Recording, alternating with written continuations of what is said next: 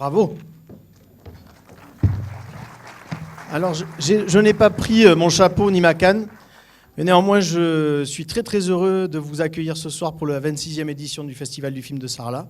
C'est un vrai privilège à Sarlat de pouvoir recevoir l'ensemble des artistes et des distributeurs qui nous font confiance et qui nous posent leurs films dans les mains. Et maintenant, c'est à nous de défendre ces films et de les porter.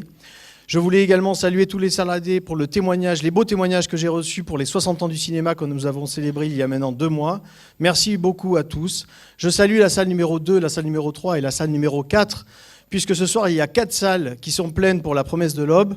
Vous savez que notre objectif est de vraiment bien accueillir les spectateurs, et donc nous avons fait notre maximum pour pouvoir vous accueillir dans les meilleures conditions.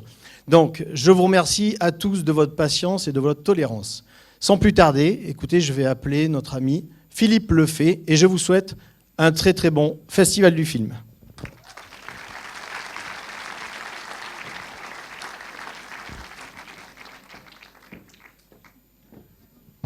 Merci, cher monsieur. Le tien ? Le tien, le mien, celui qu'on veut nôtre. Hein. Je suis ravi, on va être bref aujourd'hui d'abord, parce que je viens de changer de lunettes et elles sont mal adaptées. Non, je plaisante. Mais je me disais, mais ça fait une vraie fidélité quand même quand on vient depuis toutes ces années ici. Et je me dis, mais comment je vais faire pour leur présenter cette soirée ? Et en fait, j'étais ravi parce que juste avant d'arriver, j'ai consulté les petits appareils, vous savez, qui font qu'on se baisse de plus en plus. Alors l'homme a passé des dizaines de milliers d'années à se relever, et puis là on est en train de se baisser avec le numérique et les portables. Peut-être qu'on est en pleine décadence. Mais donc je me suis dit, mais qu'est-ce que je vais bien pouvoir leur raconter au-delà du fait que merci, je suis content et tout ça. Eh bien, j'ai trouvé, puisqu'en consultant cet appareil qui nous fait nous baisser et qui nous fait disparaître, pauvre humanité, j'ai trouvé qu'il allait faire beau 5 jours à Sarlat. Et ça, c'est formidable, puisque je pars dimanche, et il fera beau jusqu'à dimanche. Et je me suis dit, c'est quand même extraordinaire, parce que comme il va le faire beau 5 jours à Sarlat, ça me fait 5 promesses de l'aube. Bienvenue pour cette soirée d'ouverture de la 26e édition du Festival du film de Sarlat. Je vais demander donc au président Pierre-Henri Arnstam et au délégué général de ce festival, Marc Bonduel, de bien vouloir venir me rejoindre sur l'estrade. Bonsoir. Messieurs, bonjour. Bonsoir. Bonsoir. Pas de tu parles d'une promesse de l'aube. Hein. Bon. Pierre-Henri, nous ouvrons aujourd'hui la 26e édition du Festival de films de Sarlat.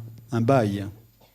Alors, avec Marc, avec toute l'équipe qui travaille depuis plusieurs mois pour préparer ce festival, on espère que la sélection des films, le programme qui est fait pour les lycéens, va être un moment fort de la vie cinématographique en France et plus particulièrement dans cette région. 600 lycéens sont là, avec 72 professeurs, 32 établissements, dont 2 d'outre-mer et 1 pour la première fois qui vient d'étranger, ils viennent de Montréal. Et ils sont là donc pour travailler pendant une semaine à Sarlat et avec vous, avec le public. Quelquefois, ils verront les films seuls, quelquefois, ils verront avec vous. Vous, le public, eh bien, vous êtes les bienvenus, évidemment, pour cette édition, 26e édition du Festival du film, avec tous les amoureux qui viennent de Sarlat, qui viennent de la Dordogne et de la grande région Nouvelle-Aquitaine. Je voulais dire un mot aussi à la famille Vial, puisque c'est la 3e génération de cette famille qui a créé ce cinéma et qui le fait vivre aujourd'hui de belle façon. Et moi, je ne connaissais pas la première génération, mais la 2e très bien. Et la 3e, c'est Arnaud aujourd'hui. Merci Pierre-Henri. Et merci Arnaud. Hein, j'ai oublié de te saluer tout à l'heure et de te remercier. Marc, 2 mots de minuit à Sarlat, hein, c'est lycéen et public. Oui, effectivement, Sarlat est un festival particulier. Ici, ce sont le public d'un côté, les lycéens de l'autre, qui votent et qui donc décernent les salamandres d'or, puisqu'il y en a effectivement une pour le prix du public, une pour le prix lycéen. Et je dirais que d'une manière générale, ce qui est sympa, c'est que vous votez très bien, donc je vous félicite, en tout cas pour ceux qui étaient là les années précédentes. Vous votez très bien, puisqu'encore l'année dernière, vous avez voté pour Patient de Grand Corps Malade, qui est venu avec toute son équipe, et le film est sorti 4 mois après, donc en mars. Il a fait 1 250 000 entrées, donc vous êtes très très bon, et je vous encourage à voter aussi bien cette année. Nouveauté dans l'organisation? Oui, alors il y a un petit peu de nouveauté. On développe, puisqu'il y a de plus en plus de monde, et ça c'est quand même extrêmement agréable. On avait ouvert pour la première fois l'année dernière les salles du Rex le matin, et on avait fait 1 ou 2 expériences d'inviter un réalisateur, et ça s'est incroyablement bien passé. Donc en fait, cette année, non seulement on ouvre tous les matins, mais tous les matins, il y aura 1 ou même certains jours, certains matins, 2 films en présence de leur réalisateur, donc ouverts à la fois au public et à la fois aux lycéens. Juste pour vous en donner une idée, dès demain matin, vous aurez 12 jours de Raymond Depardon. Raymond Depardon qui est déjà arrivé, certains l'ont peut-être vu parce qu'il faisait France Bleu là, il y a 10 minutes. Évidemment, un grand monsieur qui viendra présenter et discuter demain de son film 12 jours. Ça, c'est donc mercredi. Jeudi, va surgir L'œil du cyclone. Voilà. C'est un film aussi extrêmement intéressant. Et donc, c'est Luis Marquez qui a écrit la pièce de théâtre sur laquelle est basé le film, qui viendra en parler. Il a effectivement écrit aussi le scénario du film. Donc là, on est jeudi. Le jeudi, il y a aussi I'm Not Your Negro, puisque c'est un jeune ancien du lycée du Pré de Cordy qui en est le producteur et qui s'est retrouvé aux Oscars dans la dernière shortlist l'année dernière. Donc on avait très envie de le faire venir. Donc ça, c'est jeudi matin. Vendredi, retour à Bolène. Saïd Amish, réalisateur et producteur marocain, un film là aussi un bon sujet de débat. Donc et puis on a aussi samedi matin Romain Bondonneau qui viendra présenter Souviens-toi de ton futur. Voilà.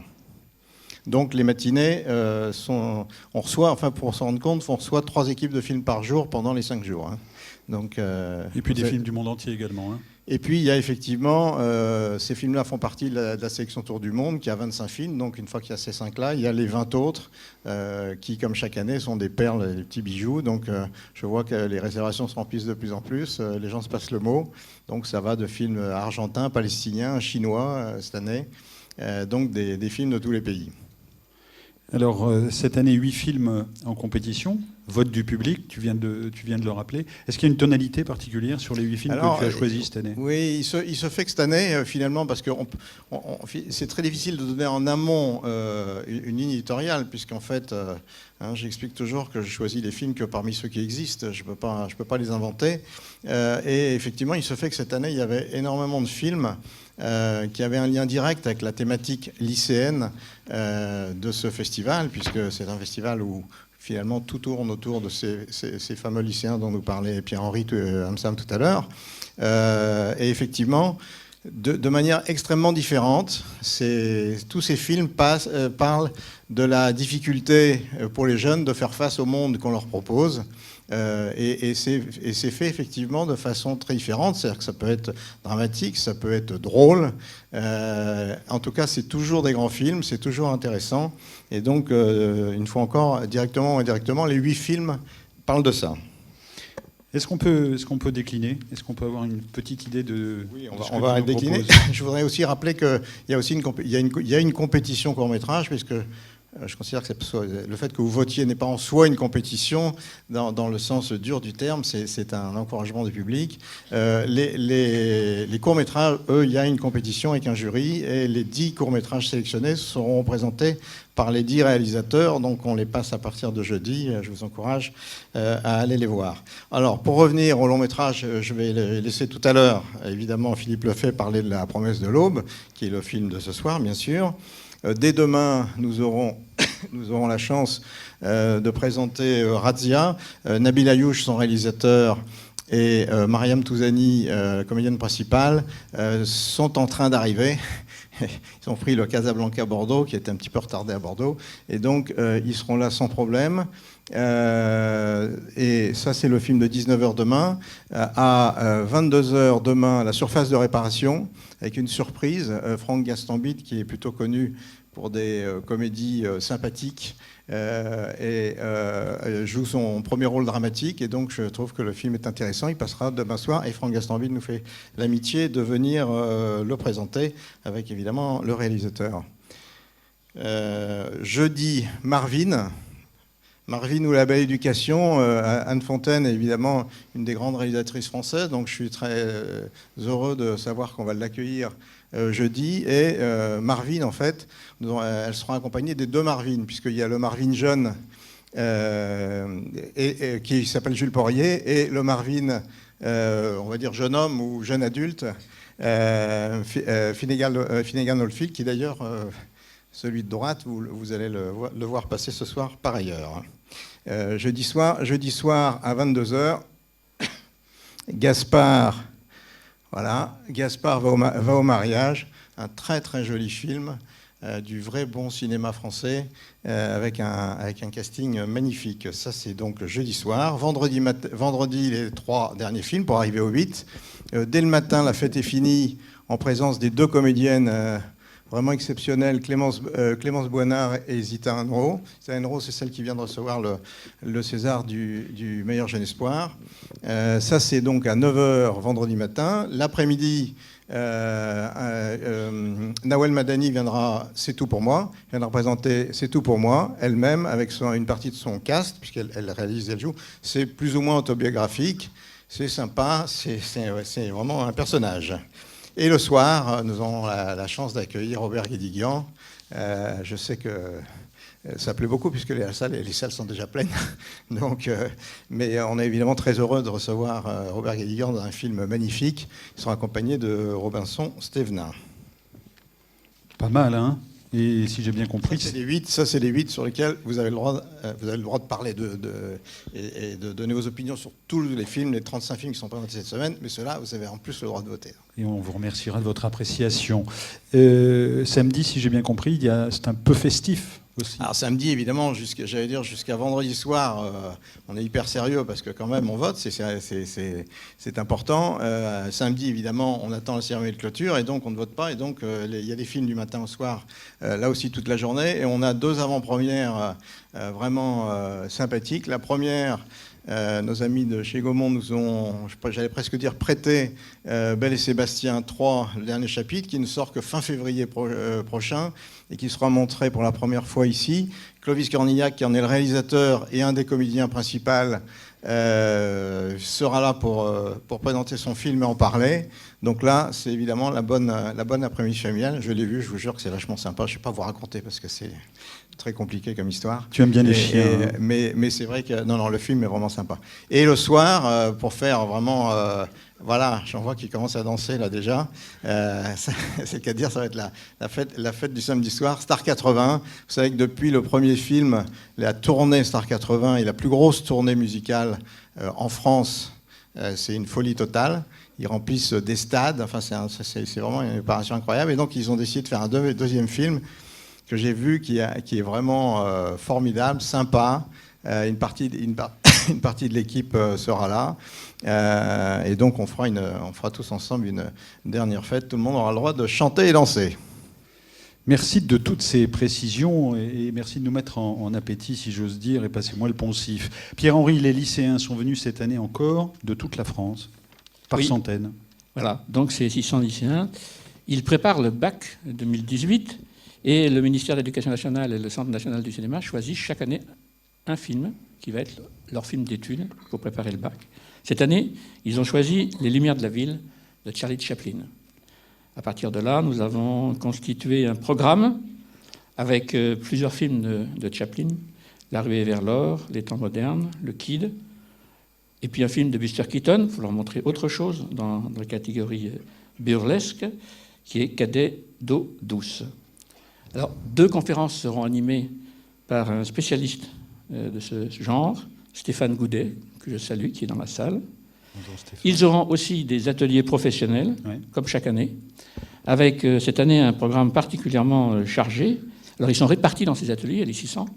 Direction d'acteur avec Franck Victor, écriture du scénario avec Guillaume Laurent, la lumière au cinéma avec Jean-Claude Larieux, le langage du montage avec Hervé Deluse, le cinéma d'animation avec Serge Elissalde et la post-production avec Jérôme Bréchet. Alors, il y a aussi une particularité par rapport à tous ces jeunes, c'est que 7 d'entre eux, qui sont sélectionnés sur motivation, lettre de motivation, vont constituer un jury jeune. Et ce jury jeune va décerner 3 prix importants. Ils vont décerner un prix à un film et ils vont décerner le prix d'interprétation masculin et féminin.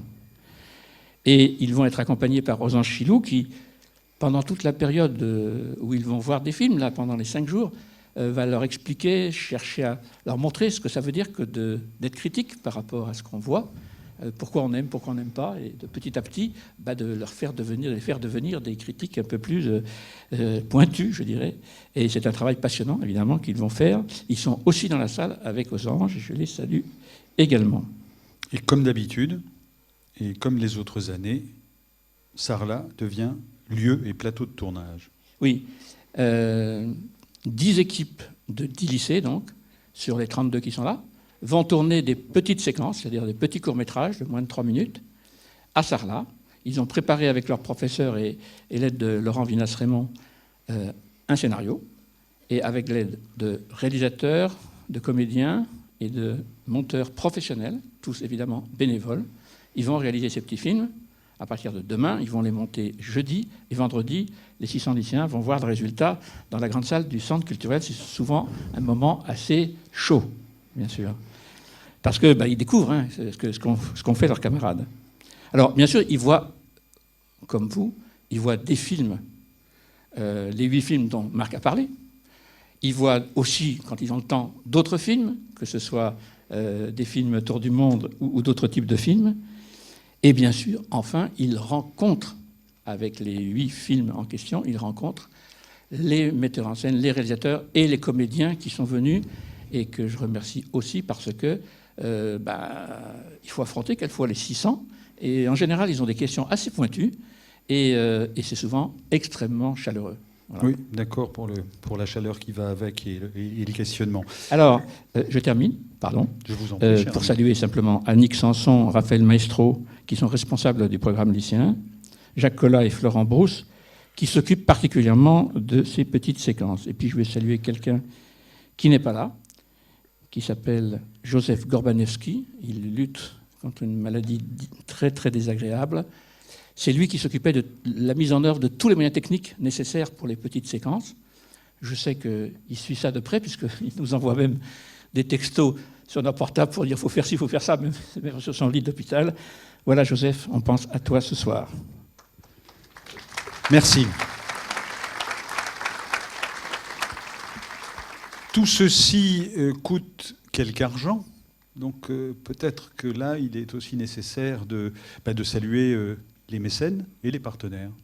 Alors les partenaires publics qui constituent à peu près les 2/3 du budget de ce festival. Et je salue donc la mairie de Sarlat, avec Jean-Jacques de Peretti, son maire, qui est présent dans la salle, ainsi que Franck Duval et Michel Knebelski. Le président du conseil départemental de la Dordogne, Germinal Perrault, également présent, avec Marilyn Flaquière et Jean-Fred Drouin, eux-mêmes élus au département.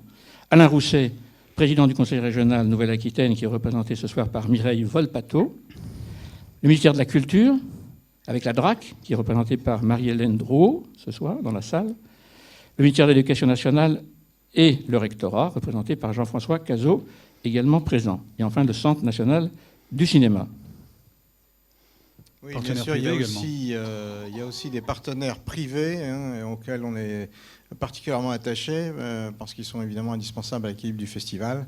Donc vous êtes évidemment chez vous au festival et les bienvenus et surtout à convaincre vos collègues pour les années suivantes. Et merci à tous les bénévoles qui sont nombreux et grâce à eux, on arrive à tenir avec un budget qui n'est pas illimité. Bon festival à tous. Et merci à vous, messieurs. Voilà, bon festival.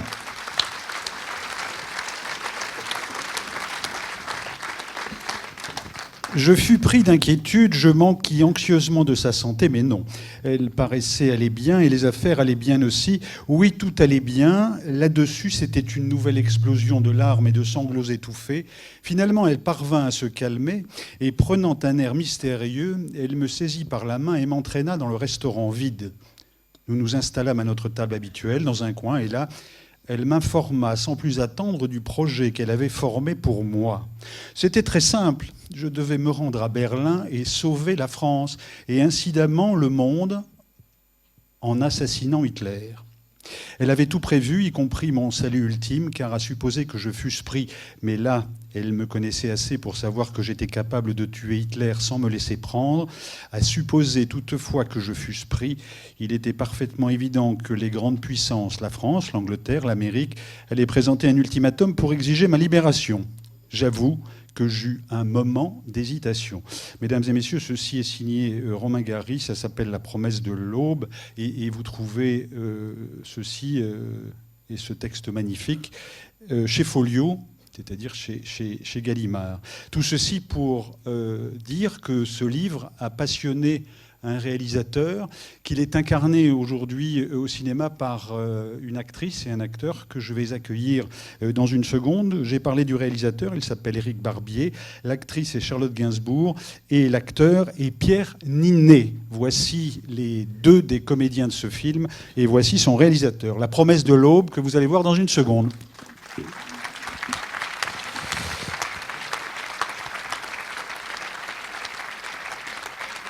Et voilà.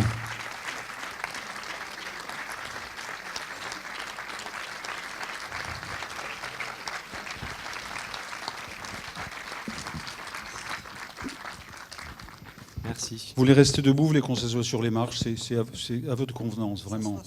Si vous voulez, mais non, vous restez debout. Vous vous asseyez sur les marches tout à l'heure. Allez. Bonsoir. C'est au milieu, Charlotte. Hop. Bonsoir. Bonsoir. Merci on va présenter très rapidement ce film.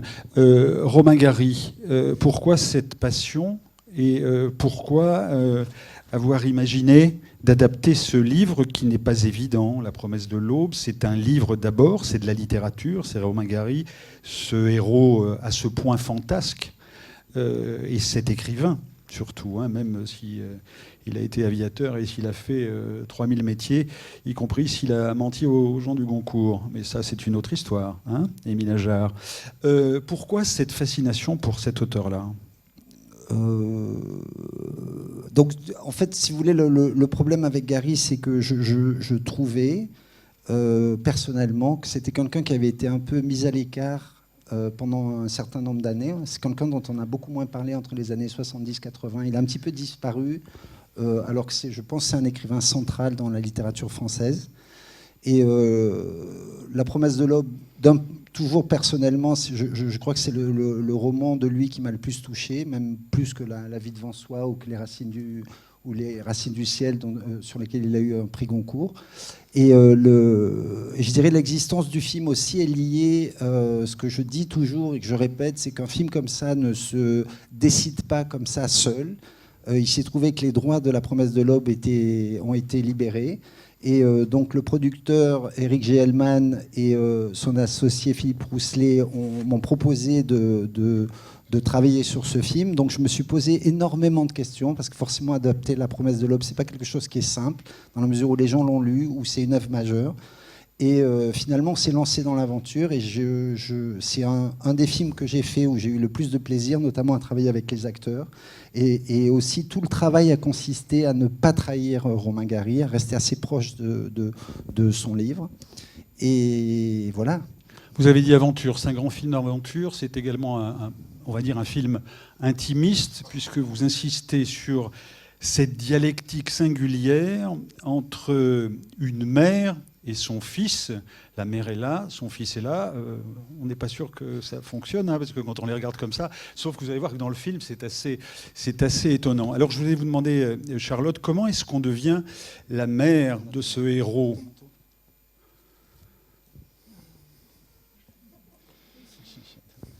Je sais pas comment on devient. C'était du travail. j'ai rencontré Eric, que je connaissais très bien par ailleurs, mais pour parler du projet. Je suis arrivée tard. Non. Bon, non. Et après, c'était de se plonger dans le polonais. Ça a été ça, mon premier... la grande difficulté, et qui m'a permis de tout concentrer là-dessus. Parce que c'était un tel effort, mais ça voulait dire que j'avais tout ce temps pour penser à ce projet. Et je suis quelqu'un de laborieux, et le fait de prendre le temps comme ça, avec la pression d'Eric, parce qu'il tenait au polonais... Hein, t'avais insisté pas mal. Et persuasive aussi, puisque vous avez convaincu le réalisateur de garder l'accent. Oui, je trouvais ça important. Je trouvais ça important qu'elle passe pas du polonais à mon accent français, peut-être trop parisien. Voilà. J'avais en tête ma grand-mère, et ma grand-mère avait un accent. Elle n'avait pas exactement le même parcours que Nina, mais c'était important pas de l'incarner, parce que j'ai pas cherché à la reproduire, mais en tout cas la musique et la mélodie de sa voix et de son accent avaient beaucoup d'importance. Et en tout cas, ça a marché. Enfin, j'ai réussi à le persuader. Oui, parce que j'étais pas du tout d'accord, en fait. Il s'opposait complètement. Et donc, j'ai travaillé en douce parce que j'y tenais. Et jusqu'à quelques jours avant le tournage. Sur le tournage, même. Et il a accepté. Ouais. Comme comédienne, un mot, il faut se transformer, il faut être cette mère extrêmement présente, cette mère qu'on peut haïr, mais qui est toujours une mère, hein, et qu'on peut largement aimer, et pour laquelle on peut... et autour de laquelle on peut bâtir sa vie. Je poserai la question à Pierre dans une seconde. Mais pour vous, pour être cette mère sur 30 ans, il vous a fallu des prothèses aussi. Oui. Mais parce je trouve que ça, c'est une belle image de la comédienne aussi, qui est obligée de transformer son corps à ce point. Mais parce qu'on voyait que ça ne marchait pas. On voyait que les premiers essais qu'on a faits quand Eric cherchait le petit Pavel, enfin le petit Romain, on a fait des essais avec des enfants, donc il n'y avait pas Pavel jusque-là. Pavel, c'est celui qui incarne Romain Gary quand il est enfant, en fait. Il y a 3 Romain Gary, il y en a un petit, un moyen et un grand. Et le grand. Mais à cette occasion, on a essayé des tenues d'époque. Et on a vu que ça ne fonctionnait pas du tout. J'étais pas le personnage. J'étais toute maigre. C'était pas, on n'y croyait pas. Et donc, tout de suite, on a compris qu'il fallait m'enrober un peu pour me donner du poids. Pierre, comment devient-on un héros? Vous le fûtes par ailleurs dans d'autres films, mais ce héros-là, adulte pour le coup. Oui. Mec, qui n'a pas du tout compris la question. Oui. Comment devient-on ce héros? C'est-à-dire, comment vous êtes... oui, comment bonsoir. Vous êtes... Bonsoir. Ça va? Comment vous êtes... Très bien, et vous? Ça va. Bon. Alors, bon. Comment vous êtes-vous mis dans la peau de Romain Gary? Bah, c'est pas Romain Gary. Ouais, on avait... C'est pas Romain Gary. Ah, attention, il s'énerve. Quand il dit 2 fois les trucs, généralement, c'est évacuer la salle. Non, Comment ça, pas évacuer la Romain salle? Gary. Il faut pas dire c'est Vraiment. Romain Gary, c'est un roman. Donc C'est vrai, il a raison. C'est pas Romain Gary. Il a raison, non, mais c'est important de le dire. c'est Et c'est vrai important. que Eric m'a dit ça tout de suite, et on était d'accord sur le fait que c'est un roman autobiographique, mais qu'on sait que Gary est quelqu'un qui aimait Le fantasme. brouiller les pistes, inventer. Il disait lui-même c'est une autobiographie sensationnelle, donc il y a rajouté beaucoup de sensations. On sait de sources sûres qu'il y a plein de choses qui sont inventées dans ce roman. Donc le but n'était pas, on n'était pas dans une mission de ressemblance, on était beaucoup plus libre que ça. Et en même temps, on voulait être fidèle par contre à l'écriture de Gary, à ce lien mère-fils, qui ça a été le cœur du film, du début à la fin, et même au montage, ça s'est encore recentré, je trouve, de façon intelligente sur ce lien-là, cette fusion-là, aussi dans toute sa démesure, puisque c'est une mère qui est dans la démesure, vous allez le voir, et il ne faut pas qu'on vous gâche trop le film non plus, mais voilà. Mais, donc j'avais une grande liberté, et en même temps, évidemment, j'ai relu Gary, je regardais des interviews, je me suis replongé dans tout ça, et puis après, il y avait ce qu'on a composé avec Eric en préparant, ce que moi j'aimais, que je retenais du personnage. Eric nous laissait une grande liberté là-dessus, puis on discutait aussi voilà, des scènes à répéter. Ça s'est fait comme ça, mais il n'y avait pas une image écrasante de Romain Gary qu'il faut absolument reproduire dans la réalité de sa vie, puisque ce roman, encore une fois, est déjà une adaptation de ce qu'il a vécu. C'est un fantasme. Hein. Pour quelqu'un qui ne comprend pas les questions, vous répondez bien quand même, hein, même si vous êtes un peu titillé par votre réalisateur. Non, mais il est dur sur le plateau ? Non. Ouais, très sympa. Ouais. Très sympa. non, sincèrement. Par contre, c'est vrai que c'est un souvenir tournage. J'espère que ça se sent dans le film. Et ça, je suis très sincère, c'est un souvenir tournage, notamment avec les acteurs. Et je parle évidemment de Charlotte et Pierre, mais de tous les acteurs sur le film. Et pour moi, c'est un des meilleurs souvenirs de collaboration et je dirais de fusion des acteurs autour d'un projet. Je trouve que le film, c'est un plaisir pour moi de regarder les acteurs dans le film, même aujourd'hui, alors que je l'ai vu plus de 500 fois. Pierre, un dernier mot, et après je vous laisse regarder ce très beau film que j'ai vu dans la semaine.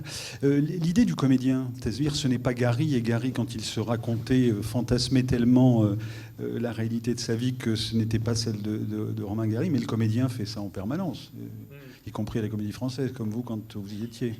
Complètement. Oui, il y avait ça me passionnait. Il y avait une mise en scène de toute la vie de Gary et dans ce roman aussi qui est passionnante. Il y a une mise en abîme pour nous.